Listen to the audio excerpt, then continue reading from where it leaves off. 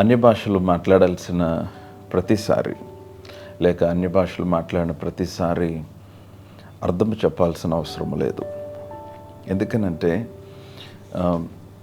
మనము తెలుసుకోవాల్సిన ప్రాముఖ్యమైన విషయం ఒకటి ఉంది దేవుని వాక్యంలో. అన్య భాషలు రెండు విధాలు. There are 2 kinds of tongues. దేవుని వాక్యంలో చూస్తే కొరింథీయులకు రాసిన పత్రిక మొదటి పత్రిక 14వ అధ్యాయం 1 Corinthians chapter 14లో యాక్చువల్గా కొరింథీ సంఘానికి కూడా ఆత్మవరాలను గూర్చి చాలా కన్ఫ్యూషన్ ఉందనుకుంటా. అందువలన పౌలు ఏ సంఘానికి వివరించనంత ఎక్కువగా కొరింథీ సంఘానికి వివరించాల్సి వచ్చింది. దాదాపు 2 పూర్తి అధ్యాయాలు ఈ ఆత్మవరముల గురించి వారికి వివరించడానికి కేటాయించబడ్డాయి. కొరింథీయులకు రాసిన మొదటి పత్రిక 14వ అధ్యాయంలో నేను 2వ వచనం చదువుతున్నాను. భాషతో మాట్లాడువాడు మనుషులతో కాదు, దేవునితో మాట్లాడుచున్నాడు. మనుష్యుడెవడు గ్రహింపడు, కానీ వాడు ఆత్మ వలన మర్మములను పలుకుచున్నాడు. మీరు ఇక్కడ గమనించాల్సిన ప్రాముఖ్యమైన మాట ఏంటంటే, ఈ 2వ వచనంలో భాషతో మాట్లాడేవాడు దేవునితో మాట్లాడుచున్నాడు. దిట్స్ నెంబర్ 1. రెండవ మాట మీరు గమనించాల్సింది ఏంటంటే 4వ వచనం చూడండి. అదే కొరింథీ మొదటి పత్రిక 14వ అధ్యాయము 4వ వచనము. భాషతో మాట్లాడువాడు తనకే క్షేమాభివృద్ధి కలుగ చేసుకొనును. సో ఈ అన్య భాషలు నేను 2 రకాలని చెప్పాను. చాలామంది కొరింథీ పత్రికలోనే 12వ అధ్యాయంలోని మాట తీసుకొని అక్కడికి వెళ్దాం. కొరింథీయులకు రాసిన ఇదే పత్రిక మొదటి పత్రిక 12వ అధ్యాయము నేను 28వ వచనం చదువుతున్నాను. మరియు దేవుడు సంఘములో మొదట కొందరిని అపోస్తలులుగాను, పిమ్మట కొందరిని ప్రవక్తలుగాను, పిమ్మట కొందరిని బోధకులుగాను, అటు పిమ్మట కొందరిని అద్భుతములు చేయవారిని గాను, తరువాత కొందరిని స్వస్థపరచు కృపావరములు గలవారిని గాను, కొందరిని ఉపకారములు చేయవారిని గాను, కొందరిని ప్రభుత్వములు చేయవారిని గాను, కొందరిని నానా భాషలు మాట్లాడు వారిని గాను నియమించెను. 29వ వచనం చదువుతున్నాను.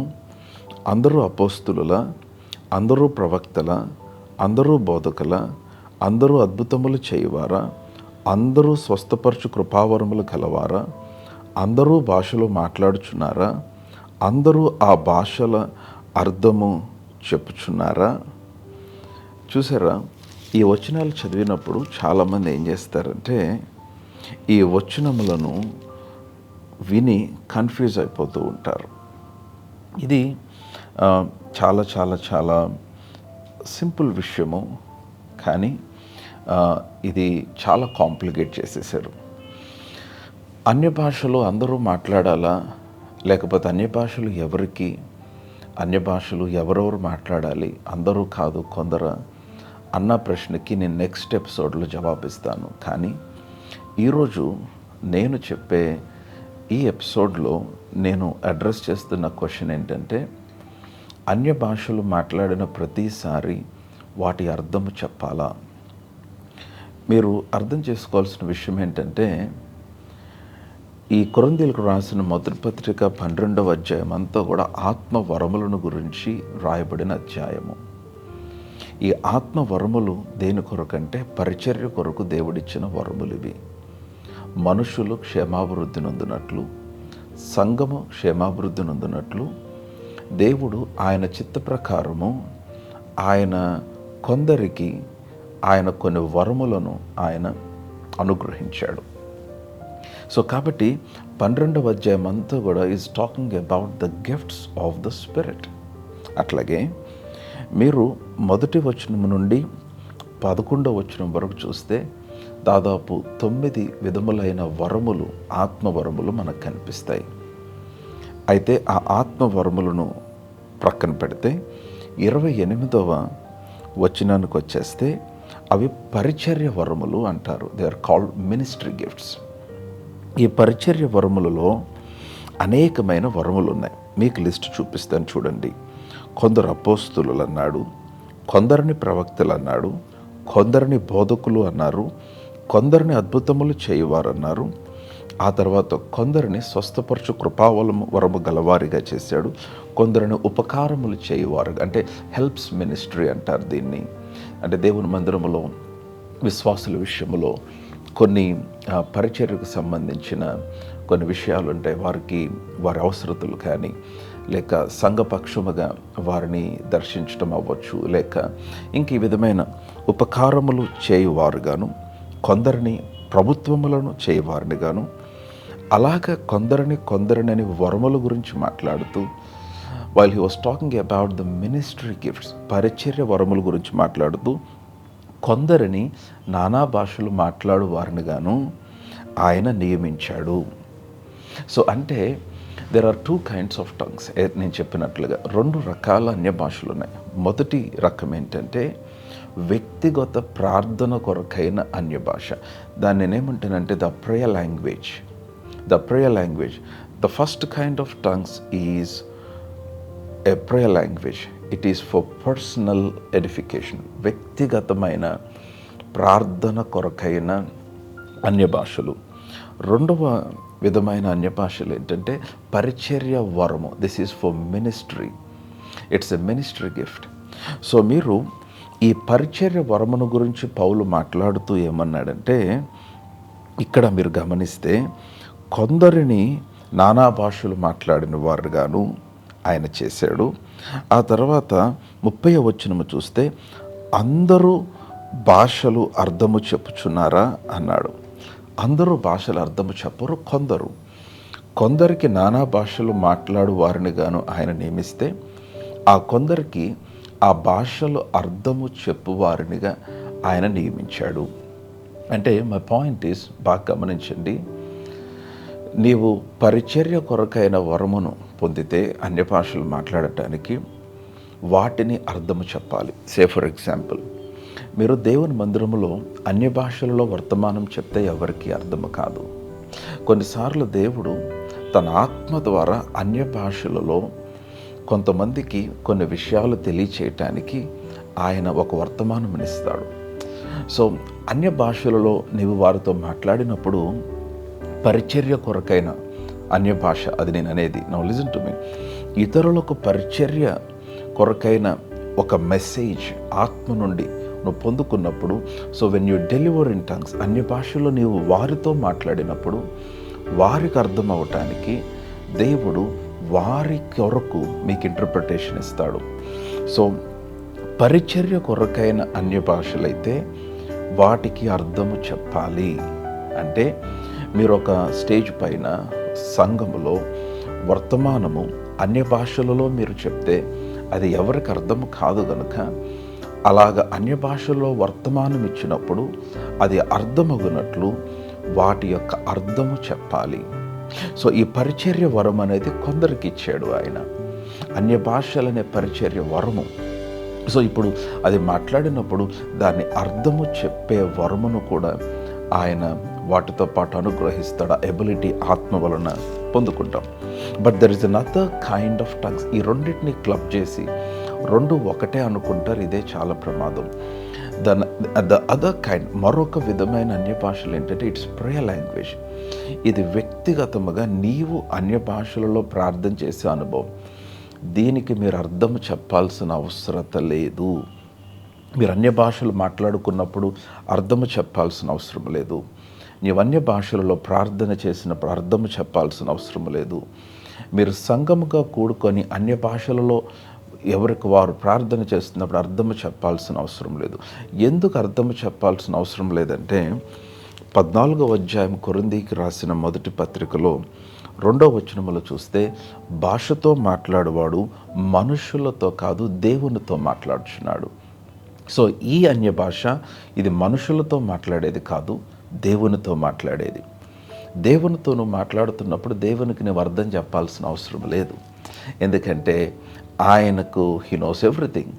సో నువ్వు దేవునికి అర్థం చెప్పాల్సి, గాడ్ డజంట్ నీడ్ ఇంటర్ప్రిటేషన్. దేవునికి నువ్వు దాని అర్థం చెప్పాల్సిన అవసరం లేదు. సో ఈ వరము దేవుడు ఒక విశ్వాసి వ్యక్తిగతముగా ఎదగటానికి, వ్యక్తిగతముగా బలపరచబడటానికి, వ్యక్తిగతముగా కట్టబడటానికి అనుగ్రహించిన ఆత్మవరము. ఇది పరిశుద్ధాత్మ బాప్తిస్మం వలన కలిగే వరం. పరిశుద్ధాత్మ బాప్తిస్మమునకు అన్య భాషలకు మధ్య ఉన్న కనెక్షన్ నేను మరొక ఫాలోయింగ్ ఎపిసోడ్లో నేను మీకు తెలియచేస్తాను. బట్ ప్లీజ్ అండర్స్టాండ్, నీవు పరిచర్య కొరకు అన్య భాషలు మాట్లాడితే, ఇతరులకు వర్తమానము చెప్పటానికి అన్య భాషలు మాట్లాడితే, ప్రభు నీ ద్వారా ఇతరులతో ఒక మెసేజ్ని తెలియచేయటానికి అన్య భాషలలో మీకు వర్తమానం ఇస్తే, వాటి అర్థమును కూడా దేవుడు తన ఆత్మ సామర్థ్యము ద్వారా మీకు అనుగ్రహిస్తాడు. This is a ministry gift, please understand. But there is another gift, it is for personal edification. మీ వ్యక్తిగత క్షేమాభివృద్ధి కొరకు, మీరు వ్యక్తిగతంగా బలపరచబడటకు అన్య భాషల వరము ఉంది. దానికి మీరు అర్థము చెప్పాల్సిన అవసరం లేదు. కాబట్టి మీరు అన్య భాషలు మాట్లాడిన ప్రతిసారి అర్థము చెప్పాలి అంటే అది వారికి తెలియక, వారికున్న ఇగ్నోరెన్స్ని బట్టి మాట్లాడుతున్న మాట. కానీ మీరు అన్య భాషలు మాట్లాడుతున్నప్పుడు, మీరు అన్య భాషలలో ప్రార్థన చేస్తున్నప్పుడు ఏం జరుగుతుంది చూడండి. 14వ అధ్యాయము 2వ వచనము, భాషతో మాట్లాడేవాడు మనుషులతో కాదు దేవునితో మాట్లాడుచున్నాడు. మనుషుడెవడు గ్రహింపడు, కానీ వాడు ఆత్మ వలన మర్మములు పలుకుచున్నాడు. 4వ వచనం, అదే కొరింథీ రాసిన మొదటి పత్రిక 14వ అధ్యాయం 4వ వచనం, భాషతో మాట్లాడేవాడు తనకే క్షేమాభివృద్ధి కలుగు చేసుకొనిచున్నాడు. This is powerful word. So ఈ అన్య భాష ఏంటంటే నీకు క్షేమాభివృద్ధి కలుగు చేసుకొనుటకు మాట్లాడే అన్య భాష. సో సంఘమునకు దేవుడి వరమునిచ్చాడు. ప్రతి విశ్వాసికి దేవుడి వరమునిచ్చాడు. ఆయన విశ్వాసం ఉంచి ఆయన అన్య భాషలు వరమును మనకిచ్చాడని మీరు విశ్వసించినప్పుడు, if you really hungry for more of God, దేవుని మరింత లోతుగా నీవు అనుభవించాలి, తెలుసుకోవాలన్న ఆ కోరిక, ఆకలి, ఆధ్యాత్మిక ఆకలి నీవు కలిగి ఉన్నప్పుడు, you can receive the baptism of the Holy Spirit. పరిశుద్ధాత్మ బాప్తిసము తీసుకోవచ్చు. నేను ఈ మాట, ఈ 14వ అధ్యాయము 4వ వచనములో ఉన్న మాట డిఫరెంట్ ట్రాన్స్లేషన్స్లో నేను చదువుతా ఉన్నాను. చాలా బాగుంది. నేను కేజేవీలో చూస్తున్నాను. He that speaketh in an unknown tongue edifieth himself. Edifieth అంటే, ఎడిఫికేషన్ అంటే అర్థం ఏంటంటే కట్టబడుట అని అర్థం.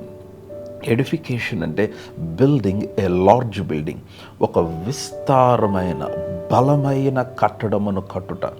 సో ఆత్మలో ప్రార్థన చేసినప్పుడు, అన్య భాషతో మాట్లాడినప్పుడు తను తాను ఒక బలమైన పెద్ద ఉన్నతమైన కట్టడము వలె కట్టబడుతున్నాడని అర్థం. ఆ తర్వాత మెసేజ్ ట్రాన్స్లేషన్లో కూడా చాలా బాగుంది.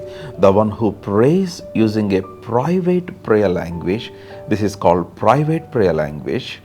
కొరింథీ మొదటి పత్రిక 14వ అధ్యాయంలో ఉన్నది వ్యక్తిగత ప్రార్థన భాష. అది నేను మాట్లాడుతున్నాను. Certainly gets a lot out of it. దాని నుంచి మీరు చాలా పొందుకుంటారు. ఆ తర్వాత నేను యాంప్లిఫైడ్ క్లాసిక్ ట్రాన్స్లేషన్లో చదువుతున్నాను. He who speaks in tongue edifies and improves himself. Beautiful మాట. నువ్వు అన్ని భాషలో మాట్లాడినప్పుడు విశ్వాసి, you will improve your self. నిన్ను నీవు ఇంప్రూవ్ చేసుకుంటావు. నీవు ఎదగటానికి, నీవు గ్రో అవటానికి, నువ్వు మెరుగుపరచబడతావు. నీ ఆత్మీయ జీవితం మెరుగుపరచబడుతుంది. నీ ఆత్మీయ జీవితమే కాదు, నీ జీవితమునకు సంబంధించిన సమస్తమును మెరుగుపరచబడుతుంది. ఆ తర్వాత నేను న్యూ లివింగ్ ట్రాన్స్లేషన్లో, a person who speaks in tongues is strengthened personally. నువ్వు వ్యక్తిగతంగా బలపరచబడతావు. ఆ తర్వాత నేను ద ప్యాషన్ ట్రాన్స్లేషన్లో చదువుతున్నాను. The one who speaks in tongues advances his own spiritual progress. Beautiful. అన్య భాషలో మాట్లాడేవాడు తన వ్యక్తిగత ఆధ్యాత్మిక జీవితము మెరుగుపరచటానికి, పురోగతి చెందటానికి, ఎదగటానికి సహాయపడుతుంది. He advances his own spiritual progress. చూసారా, చిన్న అబద్ధము, చిన్న మిస్అండర్స్టాండింగ్ ఎంత గొప్ప దీవెనను పొందుకొనకుండా ఆటంకపరిచిందో. అన్య భాషలు మాట్లాడితే అర్థము చెప్పాలంటేనే మాట్లాడాలి అన్న ఒక అపార్థము ఏమైపోయిందంటే అనేకులు అన్య భాషలు మాట్లాడకుండా ఆటంకమైపోయింది. అనేకులు అన్య భాషలలో ప్రార్థన చేయకుండా వారిని ఆపివేసింది. ప్రియ సంగమ, దేవుని బిడ్డలారా, ఆసక్తి కలిగిన ప్రియ విశ్వాసులారా, నా మాట వినండి. అన్య భాషలు ప్రార్థన కొరకు దేవుడిచ్చాడు. అన్య భాషలు పరిచర్య కొరకు దేవుడిచ్చాడు. పరిచర్య కొరకైనదైనప్పుడు నువ్వు వాటి అర్థము చెప్పాలి, ఎందుకంటే ఇతరులకు అర్థము కావాలి కనుక. కానీ దానికంటే ముందు వ్యక్తిగతంగా నీవు బలపరచబడటానికి దేవుడు అన్య భాషలు వరమునిచ్చాడు. నువ్వు పరిచర్య వరము కొరకు కూడా ప్రార్థించవచ్చు, అపేక్షించవచ్చు, అర్థము చెప్పుట కొరకు కూడా ప్రార్థించవచ్చు. పౌలు ప్రార్థన చేయమన్నాడు. కానీ దానికంటే ముందు నువ్వు వ్యక్తిగతంగా బలపరచబడటానికి యాక్చువల్గా గ్రీక్ స్కాలర్స్ ఇక్కడ ఎడిఫై, క్షేమాభివృద్ధి అన్న మాటకి అతి దగ్గర మాట చార్జ్ అన్న మాట ఉందని గ్రీక్ స్కాలర్స్ చెప్తారు. చార్జ్ అన్నమాట it is connected to charging a battery. అంటే he that speaks in unknown tongues charges himself like a battery అన్నమాట. అంటే అన్య భాషలు మాట్లాడేవాడు తను తాను ఒక బ్యాటరీ ఛార్జ్ చేసినట్టు ఛార్జ్ చేయబడతాడు. మన సెల్ ఫోన్ బ్యాటరీ తగ్గిపోతే ప్లగ్లో పెడితే అది ఎలాగ రీఛార్జ్ అయిపోతుందో, నీవు ఆత్మలో డౌన్ అయిపోయినప్పుడు, నువ్వు కృంగిపోయినప్పుడు, నీ ఆధ్యాత్మిక జీవితం ఎండిపోయినప్పుడు, డ్రై సీజన్లో నడుస్తున్నప్పుడు, ఆత్మ ఆకలి తగ్గిపోయినప్పుడు begin to pray in tongues. నువ్వు అన్య భాషల్లో ప్రార్థించడం ఆరంభించు. You will be charged up. నీవు బ్యాటరీ ఛార్జ్ అయినట్లుగా నీ ఆత్మ ఛార్జ్ చేయబడుతుంది. నీ స్పిరిచువల్ ప్రోగ్రెస్కి ఉపయోగపడుతుంది. నీవు ఒక బలమైన కట్టడం వలె కట్టబడతావు. నువ్వు ఉన్నతమైన కట్టడం వలె పైకి రేపబడతావు. అంతేకాదు, యాకోబు యూదా పత్రికలో కూడా నువ్వు ఆత్మలో ప్రార్థించినప్పుడు you will rise up like a high building. ఒక ఉన్నతమైన కట్టడం వల్లే పైకి వృద్ధి చెందుతావు. నీ వ్యక్తిగత ఆధ్యాత్మిక ఎదుగుదలకి ఆత్మలో ప్రార్థన ఎంతో సహాయపడుతుంది. అన్య భాషల్లో ప్రార్థన చేయటం వలన కలిగే బెనిఫిట్స్ చాలా ఉన్నాయి. నేను నెక్స్ట్ ఎపిసోడ్స్లో వాటిని తెలియచేస్తాను. కానీ ఈరోజు నా మాట ఏంటంటే, అన్య భాషలు మాట్లాడాల్సిన ప్రతిసారి అర్థము చెప్పనవసరం లేదు. నువ్వు వ్యక్తిగతంగా అన్య భాషల్లో ప్రార్థించినప్పుడు నువ్వు దేవునితో మాట్లాడుచున్నావు, నీ క్షేమాభివృద్ధి కలుగు చేసుకునేటకు మాట్లాడుచున్నావు. కానీ పరిచర్య కొరకు మాట్లాడినప్పుడు అర్థము చెప్పాలి. సో కనుక దీన్ని కలపకుండా వ్యక్తిగతంగా అన్య భాషలలో ప్రార్థించటం ఆరంభించండి. మీ ఆధ్యాత్మిక జీవితమును పెంపొందించుకోనండి. దేవునితో డైరెక్ట్ లైన్, దేవునితో సంభాషించుటకు అన్య భాషలను వినియోగించండి. బలమైన ఆత్మీయ జీవితమును కలిగి జీవించండి.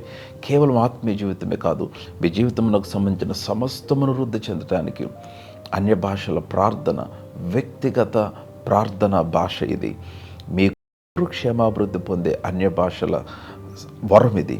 మీరు వీటిని వినియోగించి వీటిని పొందుకొని బలమైన వ్యక్తులుగా దేవునిలో మరింత లోతుగా, మరింత సన్నిహితముగా మీరు ఎదుగుటకు దీన్ని వినియోగించాలని మిమ్మల్ని కోరుతూ ఉన్నాను. ఆ విధంగా ప్రభు మనకు సహాయం చేయునుగాక. God bless you.